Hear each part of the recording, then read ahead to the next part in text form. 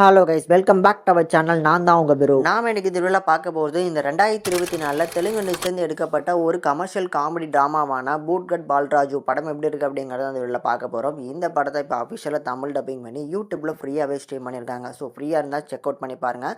பார்க்கறதுக்கு நல்ல ஒரு கமர்ஷியலான ஒரு காமெடி ட்ராமாவாக ரெடியாக இருக்குது. இப்போ படத்தோட கதை என்னங்கிறத ஃபஸ்ட்டு பார்த்துருவோம். படத்தில் ஹீரோயினோட ஃபேமிலியை காலங்காலமாக கொடுத்த வாக்கை காப்பாற்றக்கூடிய ஒரு குடும்பமாக அந்த ஊரில் திகழ்ந்துட்டு இருக்காங்க.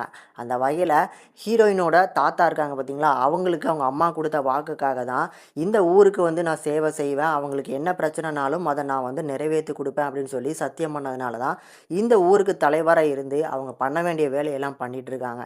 இதனாலே ஊருக்குள்ளே ஒரு நல்ல ஒரு புகழோடும் நல்ல ஒரு செல்வாக்கோடும் வாழ்ந்துட்டு இருக்கிற இந்த குடும்பத்தில் படத்தோட ஹீரோயின் சின்ன வயசுலேருந்தே அவங்க அம்மாவோட புகழில் வளர்ந்துட்டு இருக்கனால எல்லாருமே அவங்க அம்மாவை பேர் சொல்லி தான் இவங்களை கூப்பிடுறாங்க. ஆனால் படத்தோட ஹீரோவை வர பூட்கட் பால்ராஜு இவர் சின்ன வயசுலேருந்தே நம்ம ஹீரோயினை ஒரு நார்மலான ஒரு பொண்ணாக மட்டுமே பார்க்கறதுனால ஹீரோயினுக்கு இவங்க மேலே சின்னதாக ஒரு க்ரஷ் அங்கேயே ஆரம்பிச்சிருது.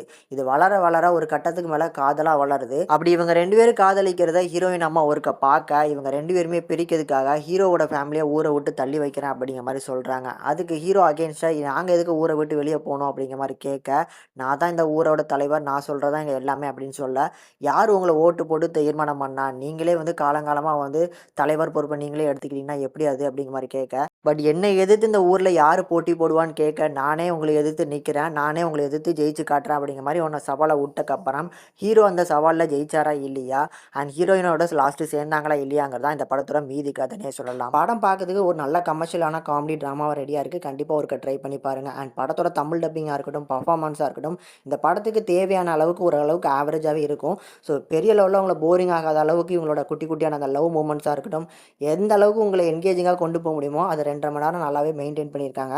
ஒருக்க ட்ரை பண்ணி பார்க்கலாம். இதுக்கப்புறம் இந்த படத்தோட ஒரு முக்கியமான பாசிட்டிவ்னு பார்க்கும்போது படத்தில் வர ஹீரோ அண்ட் ஹீரோயின் இவங்க ரெண்டு பேரோட கதாபாத்திரத்தை நல்லாவே வடிவமைச்சிருக்காங்க.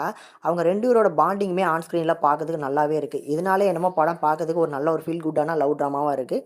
முடிஞ்சால் ட்ரை பண்ணி பாருங்கள். இந்த படத்தை ஃபேமிலியோட பார்க்கலாமான்னு கேட்குற ஆடியன்ஸ் கண்டிப்பாக ஃபேமிலியோட பார்க்கலாம். அண்ட் படத்தோட தமிழ் டப்பிங் டீசெண்டாக இருக்குது. அண்ட் இந்த படத்துக்கு நம்ம சேனல் ரேட்டிங்னு பார்க்கும்போது 5க்கு 3.1 வரைக்கும் ரேஷியோ கொடுத்துருக்கோம். ஒரு மஸ்ட் வாட்சபிளாகவே சஜஸ்ட் பண்ணுறேன். ஒரு 2.5 மணி நேரம் உங்களுக்கு கண்டிப்பாக போர் அடிக்காது.